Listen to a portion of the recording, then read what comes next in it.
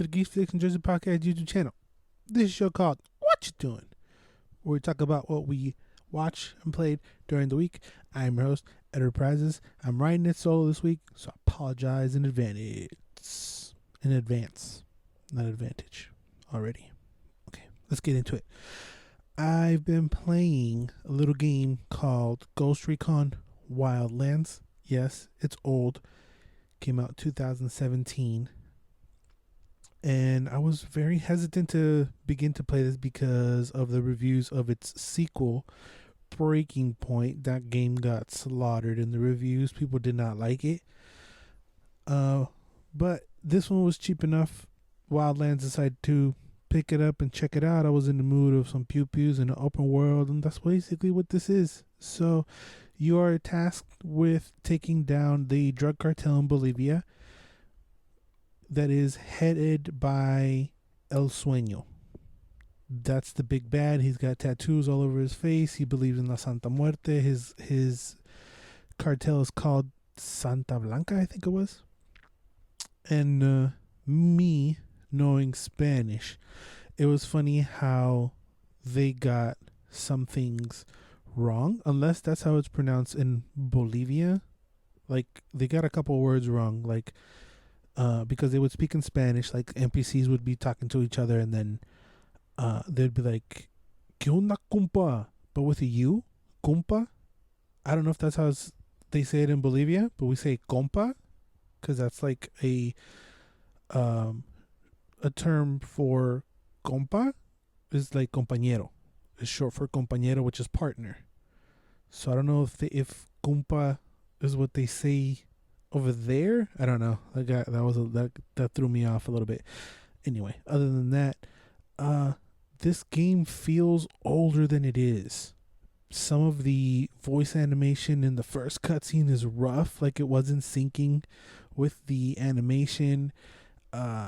It looks rough, and for it to be 3 years old doesn't seem like it's that old, but it felt older than it was.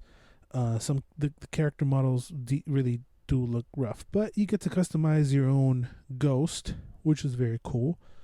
As you take down more members of the cartel, you start to get more weapons. You start to get items to put on your guy, all that good stuff. There is a lot to do because it's an open world, and you just gotta go. And there are green symbols all on the map, and that is helping the rebellion against the cartel. So that helps you with points that will help you earn skill points to help yourself. RPG basics. But there's a lot. There is a lot of members. You don't have to take them all down, but my OCD won't let me just go straight to the big guys. I have to take everybody down. So when you go into an area, it's open world, so you can go to any area, but each bad guy is marked on the bottom with like its level of the difficulty to get there. So it's easy to go from 1, 2, 3 all the way up to 5, and you start completing the whole map. But you need to go to the town and interrogate people, and they will give you clues to where stuff that will help you for the rebellion will pop up, where to get skill points. You get medals that help you with your skills. See, RPG stuff. And yeah, you which then unlocks missions. And you do 5 missions, which will unlock the main mission, where it's usually to capture or kill or interrogate a baddie. There is so much to do, yet it is all very similar and repetitive. You will be interrogating people, you will be kidnapping people, you will be putting them in your car, you will be driving them away with them, you'll be chasing them down, you will be... It is very, very repetitive. So if it's very mundane, you just hop on there and do the same things over and over again. Like, this was one of the games that I do double duty on. I can watch a movie and play this at the same time. I don't know how I developed that skill, but I can do that. The highlights for this game are definitely some weird and cool encounters. So this is a Ubisoft game, and other Ubisoft properties make an appearance. Rainbow Six Siege is one. I don't know if this is a spoiler, but spoiler alert. Sam Fisher, aka Splinter Cell, makes an appearance for another one. I forget what the other one, but the big one, especially for a special little fan out there, is, I'm gonna set the scene just to like spoil, like just to make it nice. So in this main mission, you're like in the jungle area of the world, and you start to see skull and bones, and you start to see fleshless bodies hanging out on the jungle, and you start to investigate, and it eventually leads you to in the middle of a jungle, and the fucking predator pops out. Yes, the predator douche comes out, and you're fighting the predator. You have to turn on your thermal goggles on and fight the predator. That was really cool. He's very tough. Didn't manage to beat it. He's too hard, and I am a stupido. But that's probably the highlights. The shooting, it's weird because you're moving around in third person. You can switch to between third and first person, but once you look down the sights, it goes to first person. That was a little awkward and a little weird getting used to, but it feels very similar to Far Cry. The shooting, the level up, the crafting, all that good stuff. The crafting of the weapons. You go to you pop up the gunsmith menu. You can see the gun in detail. You can see the parts. You can change parts, help you boost gun levels, etc., etc., etc. It is a very long game. It took me over around 50 hours to complete. It's hard to recommend if you're not going to invest yourself into the next game, which I feel kind of forced to do so. I didn't want this, but I mean, it's weird. It is weird. But if you want just a very mundane, run-of-the-mill pew-pew running around, open world pew-pews, give it a shot. So, I was also in the mood for some gangster shit, and I wanted to watch some gangster shit. So, I was like, you know what looks like gangster shit? Tom Hardy's Capone. I mean, it's Al Capone. That's got to have some gangster shit. Let's pop it in. So what happens is, in the movie Capone, it follows Al Capone's last years of his life, which, by the way, he died at age 48. That's rough. If you look at the trailer, Tom Hardy looks at least 65.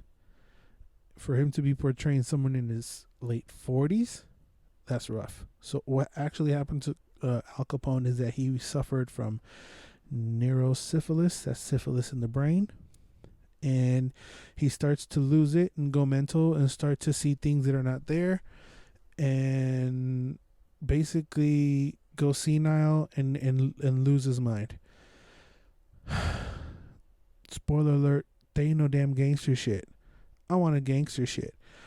What I wanted, or what I thought this was going to be, was like in the Irishman format of, we know he's old, we're going to come back, but tell me some of the story leading up to this with flashbacks, etc. These flashbacks, they are flashbacks, but the flashbacks come more in the sense of like him going crazy and imagining things that he has seen in the past, and they make it like mumbles McGee.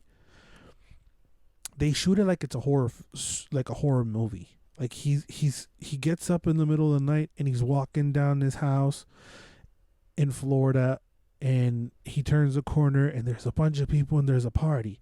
So that gave me Shining vibes. But he's all old and senile, and he's imagining things, and he's imagining one of his goons stabbing the fuck out of somebody. but it is very horror movie-esque without being all the way horror movie. It's very, very weird. It's weird how they took a very interesting figure and showed the least part, like the least interesting part of himself, which is the last legs of his life. And then there's a prank caller, which is his son. Doesn't talk. He pissed me off. He was annoying. There's also a kid with a balloon. Like, that's like it. That's another horror movie. And then at one point there's eyeball gouging that he's imagined. It's weird.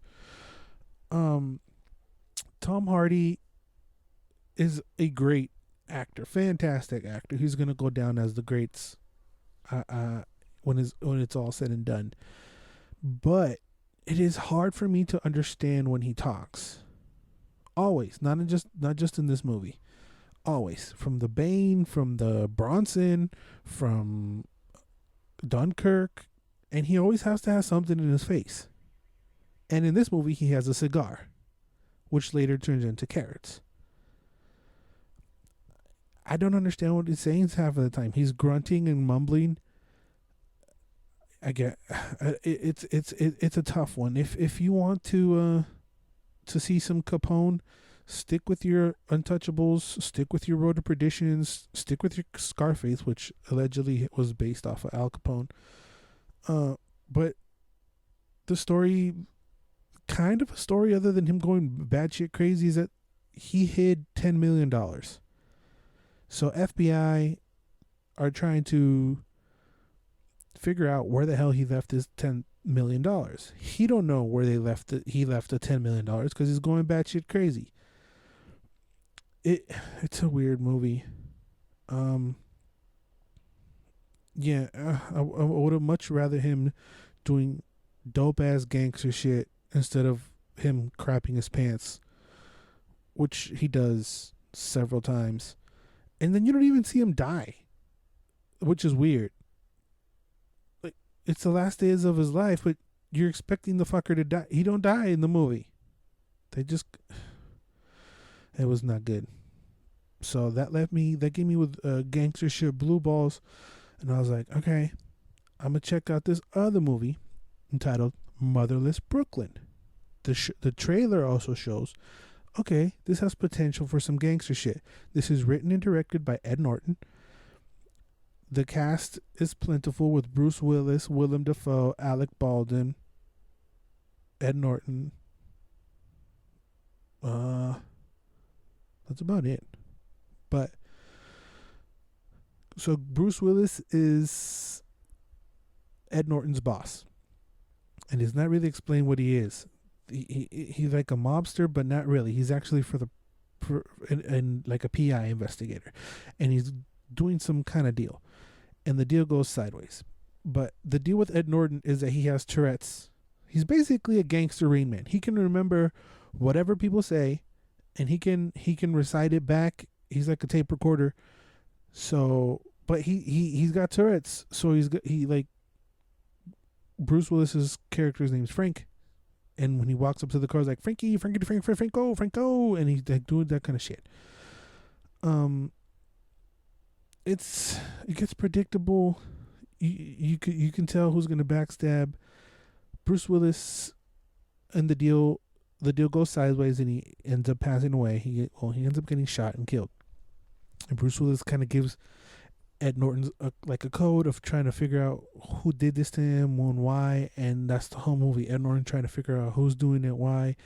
They're like big shots in the city, and they're doing stuff, and the politicians are always in there, and there's a lady. No, this is not a good one either. It's very long. It takes a scenic route to get to where you know who the bad guy is in the first 5 seconds of the movie. You know who's gonna. Just by looking at the trailer, you know who it is, and you know who's gonna backstab him. You know what's gonna go on. Ed Norton's character, because he has Tourette's, apologizes probably an average of 7 times per encounter. So that's a fun drinking game. Every time he says, "I'm sorry," take a shot. You will probably die halfway through the movie. It's a whodunit, but you can figure out whodunit. So no, I didn't like it. Did not like it. I had I mean, not like I was super wet for it or anything, but I thought it was gonna give me some gangster shit that I wanted. So, in my search for gangster shit, I came up upon my final review, and this delivered with the gangster shit. And I'm talking about SCOOB, Scooby Dooby Doo. That's the OG gangster. He delivered some gangster shit. This movie came out a couple weeks ago, I think, straight to DVR, whatever you want to call it. But yeah, it shows Shaggy and Scooby, how they met in the beginning, how they reunite with the rest of the Mystery Inc. And there's some cool cameos. The movie starts off with California Love, so you already have me with the song California Love, so you already got me there. Then it goes into Backstreet Boys, so I'm like, all right, SCOOB coming with the big punches. I like the new age design because it is taking place closer to our time than their time. Because in the beginning, Shaggy is listening to music with earbuds. That's how I know it's more close to our time. And they keep the same design, and they don't look dated or anything. It fits. It looks very cool. The cast is pretty hefty. We got Will Forte as Shaggy. We got Gina Rodriguez, aka Jane the Virgin, as Vilma. We got Amanda Seyfried as Daphne. We got Zac Efron as El Zaddy del Fred.